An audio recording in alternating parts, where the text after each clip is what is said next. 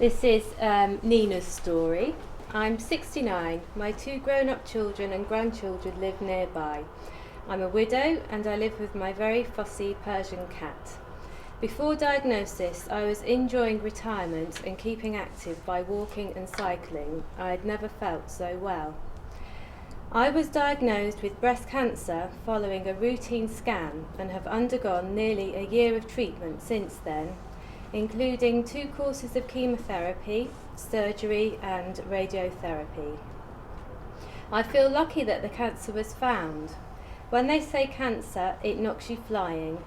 I went to the coast with my daughter and thought, I've got to tell her today.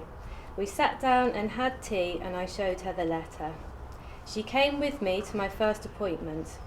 I couldn't tell my son for weeks, I just couldn't get it out. Perhaps because we'd already lost his dad to cancer. I've told some of my friends just the details that I want them to know.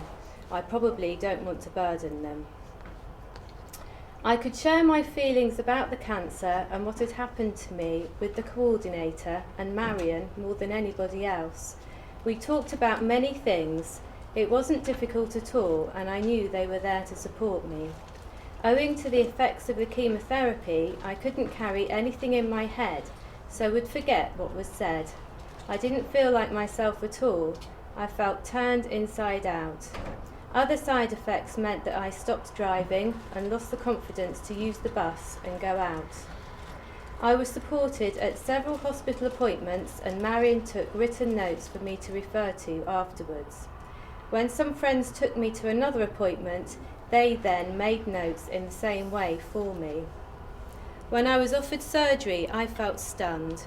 It was many years since I'd had an operation, and I wasn't sure how I would manage at home alone afterwards. My appointments were sometimes changed or cancelled by the hospital, which made me anxious. A receptionist called one day and said I had to go in early the next week, as the doctor wanted to speak to me. I thought I'd done something wrong and worried about it over the weekend. In fact, it was good news. I had quite long waiting times between my various pre-op appointments one day, and Marion waited with me in the hospital and helped me to complete the long health questionnaire. When the CNS was showing me the prosthesis and asked how I felt about the operation, I really felt like the whole thing was happening to someone else. I'm not so keen on reading printed information and prefer to talk about things.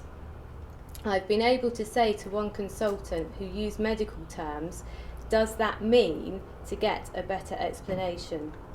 Before my operation, Marion printed a list from the hospital website of what I needed to take with me.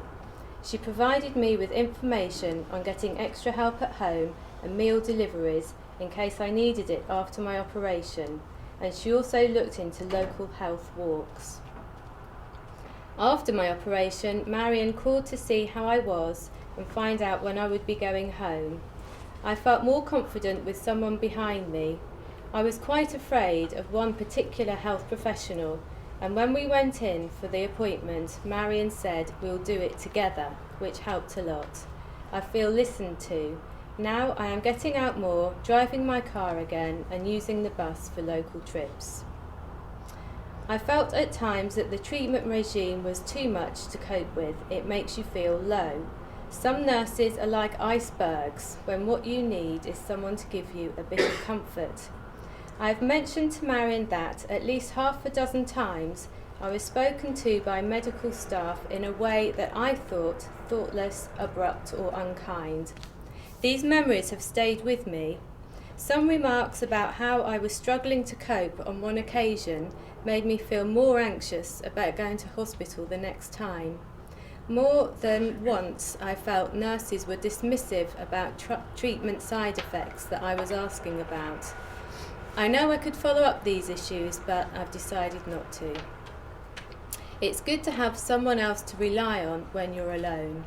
After my operation, Marion said, "We'll be there for you." It gives you a warm feeling, someone saying that.